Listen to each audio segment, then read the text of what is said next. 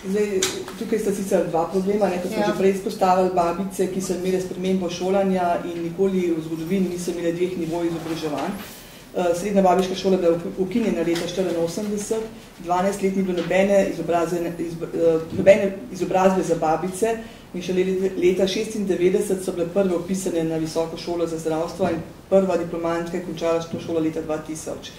Ves ta čas so bile te srednje babice v bistvu najvišja izobrazba v babiški smeri in njihova izobrazba je tudi po šolanju in po sami praksi v srednji šoli popolnoma enaka izobrazbi, govorim o babištvu, izobrazbi na visoki šoli.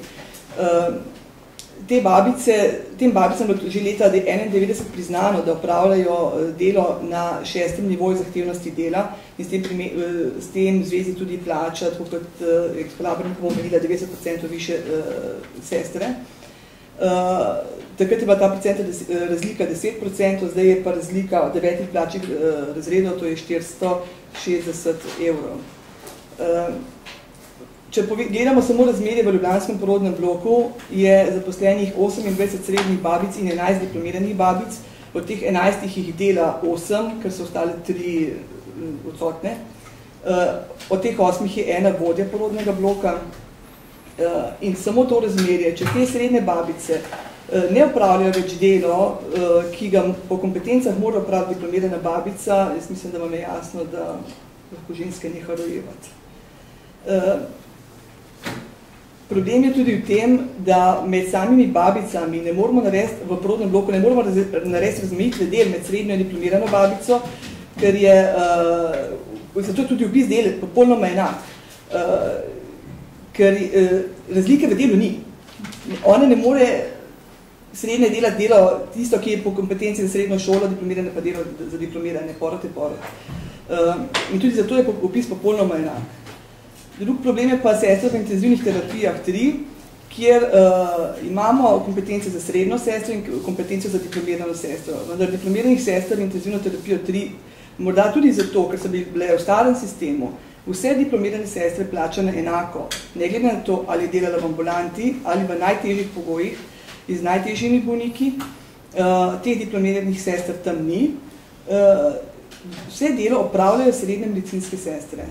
Popolnoma enako, z enako odgovornostjo kot diplomirane sestre. To, da so te srednje sestre mentori tudi študentom, ne bi nam omenjala, ker to tako in tako ne bi smeli biti zaradi preniske izobrazbe. Srednje sestre v intenzivnih terapijah 3 so se sami odločili, da če do 17. septembra z ministri ne najdemo rešitev za njihovo plačilo enako, plačilo za enako delo, s tem, da se upošteva 14. člen zakona odbitki za neizobrazbo, da z 18. septembrom začnejo belo stavko, to se pravi, da delajo zgolj samo tisto, kar jim po kompetencah pripada.